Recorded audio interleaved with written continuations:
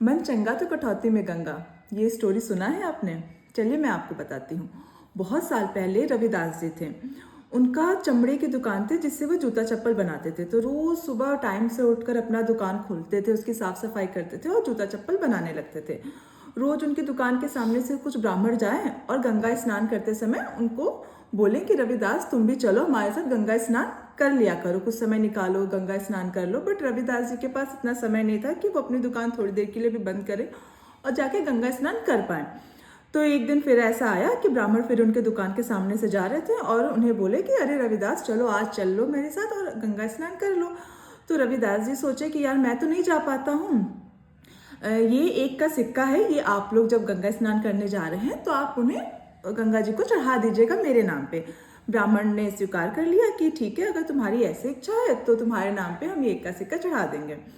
ब्राह्मण जाते हैं और रोज की तरह जैसे वो स्नान करते हैं वो स्नान करने लगते हैं और लास्ट में वो एक का सिक्का गंगा जी को चढ़ा देते हैं कि रविदास की इच्छा थी, उन्होंने दिया था तो हम चढ़ा दे रहे हैं।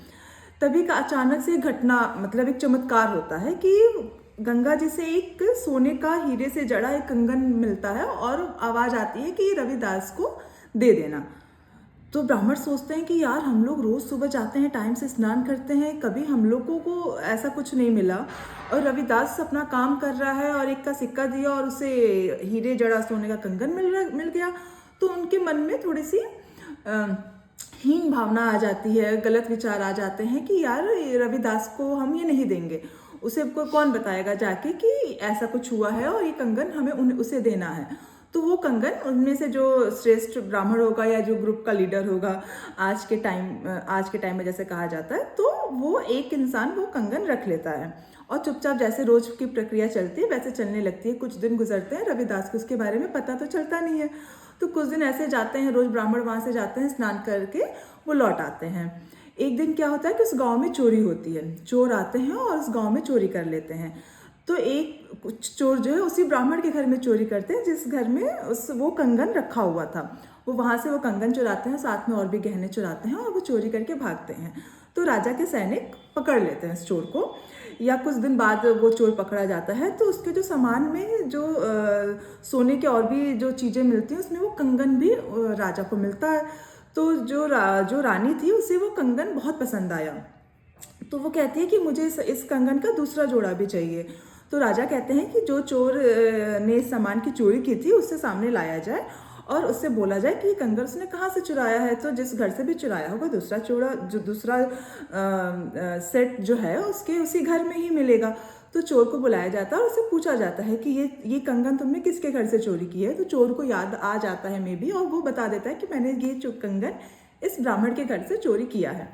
फिर उस ब्राह्मण को बुलाया जाता है कि ये जो कंगन है तुम्हारे पास, इसका दूसरा जोड़ा जो है वो मेरी रानी को चाहिए, इसे तुम लाके दे दो। जो भी तुम्हें इसके बदले पैसे चाहिए या जो भी तुम्हें इसका मूल्य चाहिए वो तुम्हें मिल जाएगा, नहीं तो अगर तुम्हें नहीं दोगे तो तुम्हारे हाथ काट दिए जाएंगे। समथिंग कुछ ऐसे धमकी राजा के द्वारा दिया जाता है उस ब्राह्मण को। अब वो परेशान, वो बोल भी नहीं पाता है कि मैंने खुद वो कंगन चोरी किया था। बहुत दिनों तक मतलब उसे कुछ समय का टाइम मिलता है। फिर कुछ दिन वो सोचता है कि मैं कैसे रविदास को बोलूं या मैं कैसे वो कंगन दूसरा बनवा पाऊं कि मैं राजा को दे दूं, मेरे जो हाथ काटने या जो मेरी सजा है वो माफ हो पाए।